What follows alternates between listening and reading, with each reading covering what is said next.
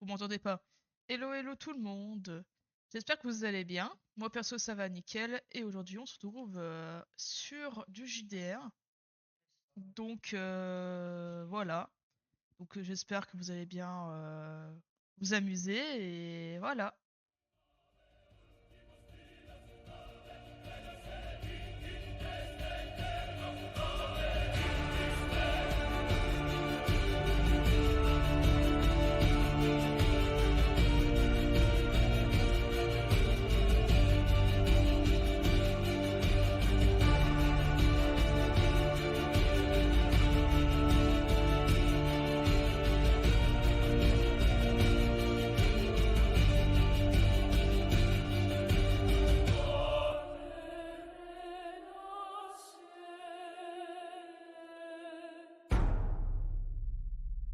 Messieurs, Parfaitement alors bien. pourquoi vous C'est êtes parfait réunis plus ou ici? moins. Vous êtes réunis dans cette auberge parce que vous servez de cette auberge comme lieu de chute. Vous avez l'habitude ensemble de Chut. protéger les convois marchands qui partent du nord au sud, du sud au nord. Et du coup, régulièrement, à chaque fin de semaine, après avoir fait votre semaine de travail avec les convois marchands, vous vous retrouviez dans l'auberge de Clerval pour manger un bout, vous reposer, vous préparer à la nouvelle semaine. Sauf que ça fait 2 semaines, ça fait déjà 2 semaines que vous êtes à l'auberge, que vous payez tous les jours, vous n'avez quasiment plus d'argent. Et ce qui se passe, c'est qu'il n'y a plus de convoi marchand ces temps-ci. On ne sait pas, vous n'avez pas plus d'informations que ça pour le moment, mais vous savez que les convois marchands se font extrêmement rares. Et le problème qui commence à s'imposer, c'est que vos bourses sont vides. Donc on T'avais pas va dit qu'il y avait un commencer du ordre? coup dans l'ordre par Démon. Tu ressembles à un homme, peut-être avec Je suis un homme. voilà. Tu ressembles à un homme Effectivement. avec une lance. Donc décris-nous ton Une hallebarde, personnage. Qui exactement. es-tu? Je suis un, comment on pourrait dire ça, un chevalier wolfer. Wolfer, ce sont les loups-garous, et j'appartiens à un ordre qui gère tous les wolfers.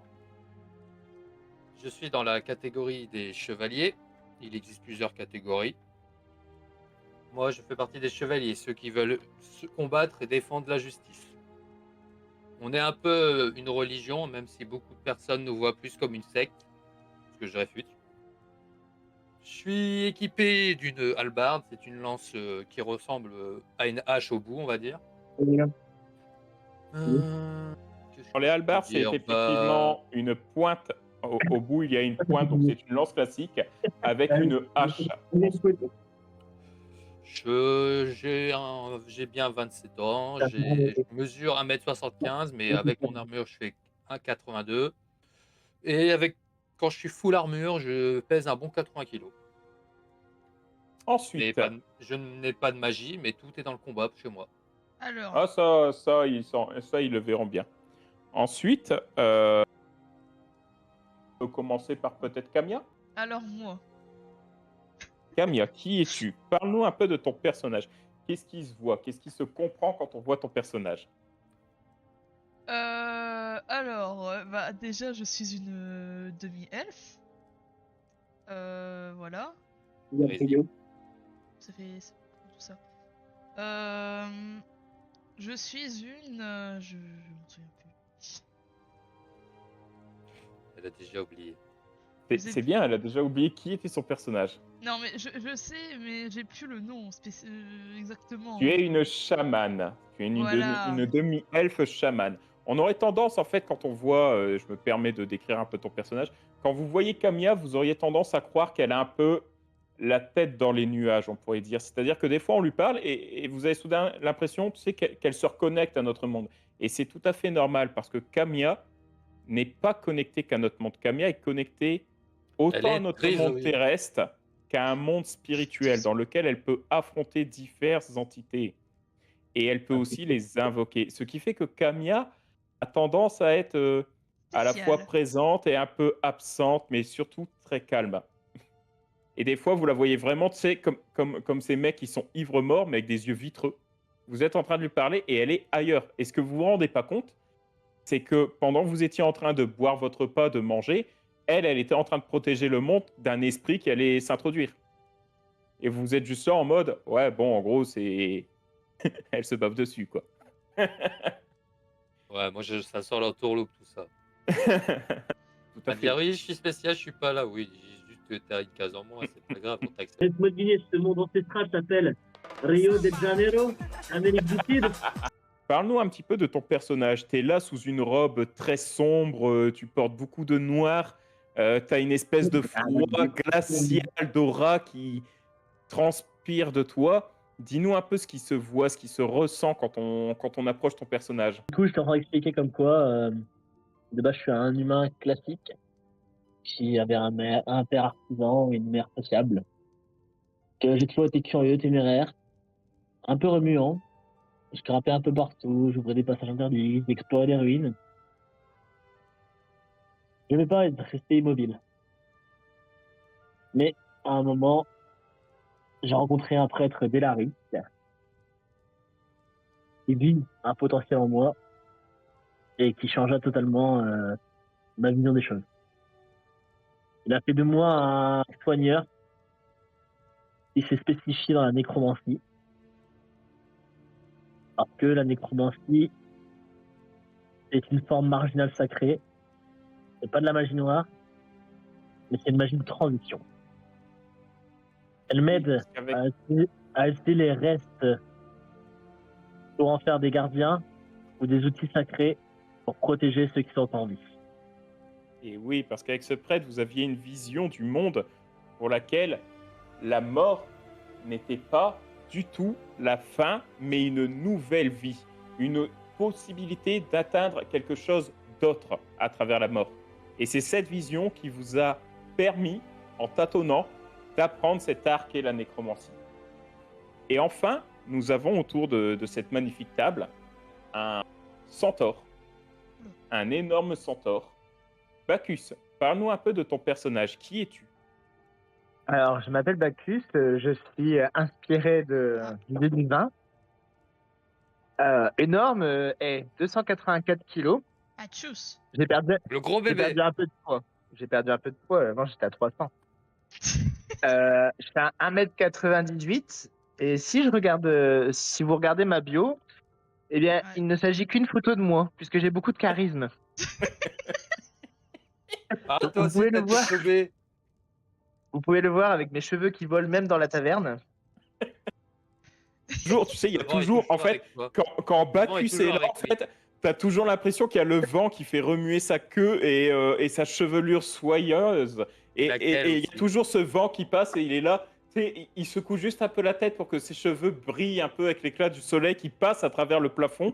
C'est-à-dire qu'il y a vraiment le soleil qui apparaît dans la pièce pour faire briller son pelage. C'est ça, je suis tellement solaire que même dans la taverne sombre, il y a un Il est petit peu de béni par le dieu du luminosité. vent. Que Bacchus est On n'a particulier, pas de il panne, est du coup on voit tout, on sait. Non, il est psychique.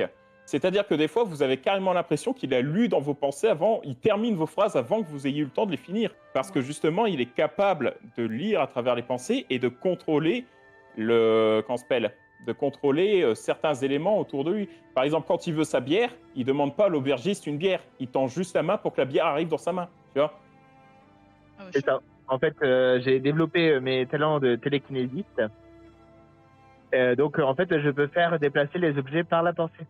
Soudainement, au nord de la taverne, la porte s'ouvre. Et vous voyez la garde locale entrer. Il salue dans un premier temps les aventuriers à cette table, puis le chef des gardes s'avance en solitaire et va parler à l'aubergiste. Celui-là s'approche du feu. Il va se cramer. Non, il remue un peu le feu, il remet une bûche. Si vous C'est pas faites son un... rôle normalement. C'est pas son rôle, mais écoute, ils ont l'air d'être totalement à l'aise dans cette auberge. Vous avez eu l'occasion d'avoir quelques liens d'amitié avec notamment la garde, l'aubergiste et les différents gens de passage qui pouvaient passer dans cette auberge.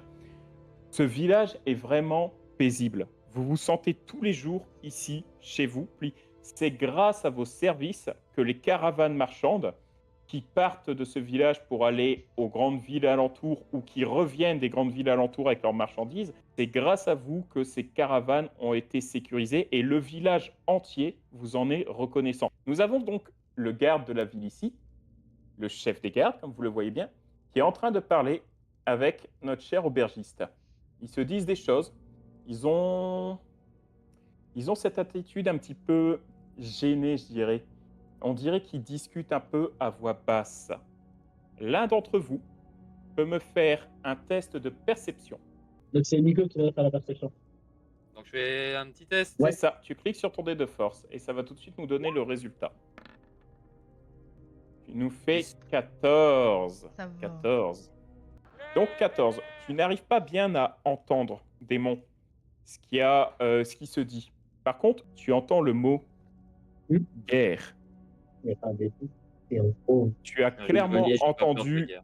le mot guerre et surtout, tu as vu l'aubergiste et le garde se retourner vers votre table au moment où ils ont prononcé ce mot. Le chef des gardes remercie l'aubergiste et il commence à faire demi-tour. Arrivé au milieu de la salle, il siffle ses gardes. Ils reviennent avec lui. Tu as dit que la garde nous connaissait. Oui, oui. Je siffle. Il se retourne. Il passe entre ses gardes. S'avance un petit peu. Il te fait un petit coup de tête. Il te fait un petit coup de tête. Il te serre la main. Démon, comment tu vas? Guerre alors. Oh, putain, c'est de la merde. Tu vas me lancer un test de charisme. Et je vais en faire un de mon côté en jet de dés caché. Chez OMJ. Pour voir comment il va réagir. Ouh. Putain, ça aurait été 3 sans ce truc de merde. C'est un 6. Tu as eu de la chance, j'ai cru que tu avais fait un échec critique. Il te met la main sur l'épaule, avec un grand sourire très rassurant, et il te dit « Ne vous inquiétez pas, tout va bien Sûr. ». Il se retourne et il part. Le 6, c'est un échec. Le 1 est un échec critique. T'es à la limite, t'es à 2 points de l'échec critique. Donc quand je te dis qu'il te remet en place en mode « T'inquiète, tout va bien, laissez la garde faire son travail » et il repart. Il repart tout simplement. C'est comme si tu avais eu, au moment où tu avais voulu lui serrer la main, c'est comme si tu avais eu la main moite et que avec sa main à lui avait glissé. Tu t'es pris une espèce de petit coup de pression, il te dit que tout se passe bien, il n'y a pas de souci. Avant de partir, il vous dit quand même, il y a le vicomte qui souhaiterait vous voir demain. Donc le vicomte que vous connaissez, le vicomte Eldrick Van Hohenheim et le vicomte de Clerval, souhaiterait vous voir demain, début d'après-midi. Il souhaiterait vous parler de quelque chose en privé. C'est noté pour vous? 2D, 14h, 15h. Très bien. On part faire notre ronde, nous. Très bonne journée à vous. Bon courage à vous. Journée. Allez. Ils partent, quittent la taverne par la droite. Il y a plus dans le bus. Hein. Plus dans le bus. C'est exactement ça. N'existe pas le bus. Ils sont partis faire leur ronde habituelle. Techniquement, tu les regardes pas, tu regardes de l'autre côté. Ouais, mais si je fais ça, on dirait que je suis à l'envers, en fait. Ça, c'est chiant. On dirait que je marche sur la tête. Vous avez l'aubergiste qui s'approche de vous. Elle vient de terminer de nettoyer un verre. Elle vient ici, en bout de table. Oula. Non, elle ne rétrécit pas. Elle ne se transforme pas soudainement en naine. C'est un imposteur! Alors, l'aubergiste que vous connaissez très bien, Maëla Turbois, qui a hérité de l'auberge de son père, mais qui, avant d'être aubergiste, était une aventurière. Une aventurière plutôt reconnue dans le secteur, qui a eu de très belles aventures et qui a eu un début de carrière très reluisant, et qui, au décès de son père, a repris l'auberge familiale à sa charge. Donc, qui depuis a arrêté les aventures et est devenue aubergiste et tavernière. Elle sert presque la meilleure servoise de tout le secteur. Et pourtant, vous en avez fait des tavernes. Elle s'approche de Le vous. lavage à la bière, les cheveux, c'est bien. Elle s'approche de vous. Elle baisse un petit peu la voix. Elle vient vous voir et elle vous dit bon. Baisse les yeux. Non, elle baisse pas les yeux. Elle baisse un peu la voix. Elle s'approche de vous. Elle vous dit bon, mauvaise nouvelle les petits gars. Je viens d'avoir des infos de la part du chef de la garde. Apparemment, il y a des rumeurs. Il y aurait des rumeurs de guerre qui seraient dans l'air. En tout cas, ce qu'on sait, c'est que la frontière entre l'Est et l'Ouest est totalement bloquée. Il y aurait eu du trouble à Panderium. L'usurpateur aurait été détrôné par et elle refait des guillemets, le vrai roi. C'est pour ça que les caravanes marchandes ne circulent plus, c'est parce que avec ce conflit, les frontières sont bloquées, les apports de matériaux commencent à se faire rares, et apparemment, le roi, notre roi, aurait commencé à envoyer des émissaires dans différents villages pour demander aux gardes et à chaque bourgmestre de lui envoyer une partie de ses soldats pour protéger le royaume. Tout ça reste, Tout ça reste de mauvais augure, donc j'ai pas plus d'infos que ça. Si j'en ai d'autres, je viendrai vous voir, les petits gars. Ça explique pourquoi on est au chômage. Ouais. Et c'est surtout pour longtemps. Elle repart derrière son bar et elle part surtout cuisiner quelque chose. Soudainement, un homme rentre dans l'auberge. Il est noir. Tout à fait. Il a l'air noir, déjà, pour commencer. Il a l'air. Non, alors. Que ce soit dit tout de suite, je sais que vous, joueurs, vous adorez vous foutre de la gueule des tokens du MJ. Je n'ai pas eu le temps de faire tous les tokens du monde que je voulais. Et là, en zoomant à fond, il a les yeux ronds et rouges et c'est donc un imposteur parce qu'il est drogué. Il est totalement essoufflé. Qu'une main sur le côté, il court presque vers l'aubergiste en claudiquant presque, comme s'il avait un peu une douleur au genou. Il va voir l'aubergiste, il tape 2 fois sur le bar, elle est surprise, elle va le voir, elle lui demande ce qui se passe, il lui dit quelque chose, elle fait « va les voir eux ». Il se retourne, il dépose sur le comptoir 2 pièces d'or. Oh, Pas de cuivre ou d'argent, eh bien, monsieur a du fric. à moi Voilà. tout, là. Il se retourne, il fait le tour de... Désolé Bacchus. Tac. Et il me pousse en plus. Ah, non, c'est moi qui te pousse, c'est l'OMJ, c'est Non. Dieu. Non, mais de c'est- toute façon, t'inquiète pas, François, c'est un nain, il est plus petit que toi, t'arrives même pas à le voir, faut que tu te penches pour le voir. Ah, c'est ce que de l'écraser avec mes sabots, là. Putain. Voilà. Ça te va l'entaille? Oula, waouh! その名はエレン・イエーガー C'est un Un géant. injure personnage. Il est antipose. Il s'est transformé en Titan Shifter, c'est pour ça. Putain, non. Il vient nous voir, il fait Messieurs, je me présente à vous. Je suis le frère Marlik de Valmore, prêtre de l'église de Elari. Le frère Marlik de Valmore. Valmore, c'est une petite ville à l'ouest de votre position, derrière les montagnes. J'avais été envoyé, apparemment, on nous avait signalé une ancienne crypte un peu au nord de Clerval qui n'aurait pas été recensée dans nos archives. Vous savez que nous recensons les morts et à offrir une sépulture décente, même si ce sont des elfes, nous offrons une sépulture décente aux différentes cryptes que nous repérons. Et en fait, j'ai été à la crypte au nord, hein, j'y suis allé, mais déjà l'entrée était bloquée et en plus j'ai entendu beaucoup de bruit à l'intérieur de la crypte. Est-ce que vous Question. pourriez aller... Est-ce que vous... Pourquoi Oui, vous cartographiez les cryptes? Y a-t-il un Eh bien, intérêt? oui, Car l'intérêt je veux c'est... bien qu'on rende hommage aux morts, mais souvent il y a aussi du butin. Me dites pas qu'en plus de faire ça, vous pillez les tombes. Oh Car non, ça, non, c'est non, un non. type d'une église. Les trésors qui appartenaient aux elfes sont enterrés avec eux quand nous déplaçons les corps. Ceux qui leur appartiennent sont enterrés avec eux. La seule chose que l'Église garde pour faire copie, ce sont les ouvrages s'ils sont en bon état. Si les ouvrages sont en bon état, nous faisons copie de ces ouvrages. Voyez-vous, nous ne voulons pas non plus perdre l'histoire de ce monde. La conjonction nous a amenés ici. Nous ne connaissons pas toute l'histoire de ce monde encore et nous essayons de continuer à garder en archive cette histoire afin que les secrets et les connaissances ne soient pas perdus à tout jamais. Et voyez-vous, je ne suis qu'un simple cartographe et archiviste. Je ne suis pas un aventurier comme vous. Il te montre, tu sais, une toute petite dague, mais vraiment, tu vois, la dague, c'est un morceau de bois, une lanière Vous avez pourrie. donc des qualités de cartographe. Oui, oui, tout à fait, mais... Mais et là, il y a... où sont vos cartes d'habitude? Les cartographes que j'observe ont toujours un sac avec des cartes. Vous l'avez laissé là-bas à la crypte?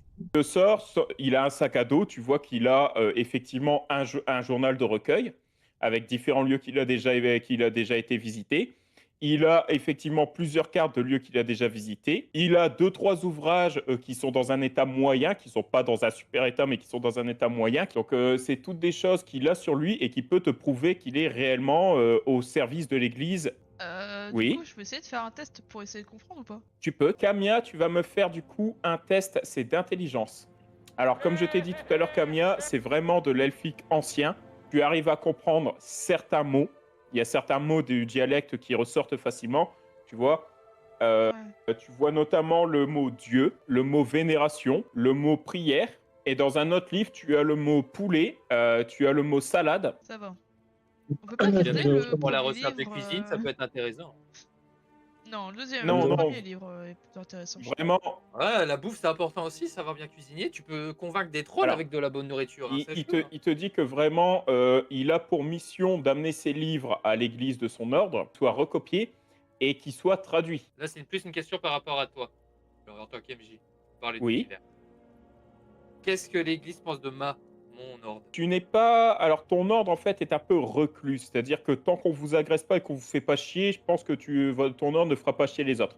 Pour l'église, tu es un croyant d'un faux dieu. Il croit en son dieu à lui, donc il croit en l'existence de ses dieux à lui et des 8 dieux. Mais pour lui, tes dieux à toi n'existent pas. Les dieux de ta tribu n'existent pas parce que c'est vraiment une tribu. Donc, vous avez vos dieux à vous. Vous avez les 8 dieux principaux. Les dieux qui ont été apportés par les humains et les nains. Ça, ce sont les dieux officiels reconnus dans le Panthéon. Tes dieux à toi ne sont pas reconnus. Ça ne veut pas dire qu'ils n'existent pas, ça ne veut pas dire qu'ils existent. Comme les leurs, ça ne veut pas dire qu'ils n'existent pas ou qu'ils existent. En bref, tes c'est dieux de à toi. l'indifférence en fait envers moi. C'est ça, c'est ça. Ok, Il n'y a merci. pas d'animosité entre les différents dieux à partir du moment où les humains essayent de cohabiter ensemble. Oh tiens, je vais poser cette question. Tiens, à Oui. notre cher frère. Vous dites que vous gardez les livres, mais qu'est-ce que vous faites des livres qui évoquent le dieu elfe? Eh ben, il te l'a dit, il a répondu à Camilla pour ça. Tous les livres, même si c'est un dieu païen pour nous qui doit être banni, nous ne souhaitons pas perdre la connaissance de ce monde. C'est pourquoi ce dieu, même s'il fait partie de ce monde, nous n'en perdrons pas connaissance et du coup ces livres sont recopiés dans un premier temps. Nous recopions le livre dans le même langage, puis nous recopions un deuxième texte mais traduit. Vous n'avez pas peur de potentielles rébellions de gens qui n'aiment pas les elfes? C'est une mission divine, c'est une mission qui nous est donnée par notre Dieu de continuer à garder le savoir. En tant que déesse des soins, même si nous croiserions demain un elfe blessé qui se rend et qui nous demande soin, nous le soignerons, parce que c'est l'obligation de notre déesse. La déesse Eldari soigne tous les enfants qui se repentent à elle. Il sort du coup la carte du monde, il vous montre un point vraiment très très au nord de votre position, et il vous dit c'est à cet Non, ça endroit-là. c'est pas un point, ça c'est une tache du sandwich là, monsieur. Il épouse la tâche de sandwich et il te fait Voilà. un point en dessous. Ah oui, c'est mieux. Et il te dit, c'est ici que la crypte se trouve, à l'intérieur de cette forêt, à cette position exacte. Est-ce que vous pourriez aller là-bas? En Vous n'y échange, êtes pas bien rentré, sûr. on est d'accord. Je n'ai pas pu rentrer, les portes sont scellées. Il y avait Il y trois avait quand portes et même les des portes étaient choses à scellées. l'extérieur, vu que c'est une crypte, il y a quand même des décorations à l'extérieur. Oui, je n'avais jamais vu Même de... pas des symboles ou une structure ressemblante? J'ai jamais vu de crypte de ce genre-là. Vous arrivez jusqu'à sa tombe, et ce qui vous serait possible, pour nos archives, de l'ouvrir et de nous ramener, si vous trouvez un blason ou quelque chose, ça nous permettrait, moi, en amont, avant d'y retourner, de faire des recherches pour voir si je trouve des similitudes sur d'autres cryptes connues. Vous êtes au courant que les aventuriers ne font rien gratuitement? Tout à fait, l'Église, de toute façon, vous paiera et je suis prêt à avancer une partie de la somme. Parfait, on accepte. Vous êtes 4. Ouais, mais il y en a un qui compte pour 2 vu qu'il est grand. Il pose un sac, 8 maintenant, 16 demain, et il vous attendra dans la taverne. Ok. Ça tombe bien. Ça va. Alors, il retourne voir l'aubergiste, du coup. Là, il pose une pièce d'argent. Et il commande un simple repas avec une petite boisson que l'aubergiste est en train de lui préparer. Et du coup, il vous a laissé la carte avec l'emplacement de la crypte vers la sortie. Récupérer les 2 pièces d'or qu'il avait posées sur le comptoir. Bah non, Non, la les a prises. alors, quand il a posé les 2 pièces d'or tout à l'heure sur le comptoir, l'aubergiste les a pris presque immédiatement. Vu les histoires qui traînent autour d'elle, vous auriez tendance à pas trop l'énerver. Moi, je dépose une pièce d'argent Elle te prend la pièce d'argent, d'accord? de cuivre. La pièce de cuivre, et elle te fait un petit clin d'œil. Et elle te regarde, elle fait revenez vite. Ce serait Ah, ballot. c'est hein. juste un petit hochement de tête et au revoir.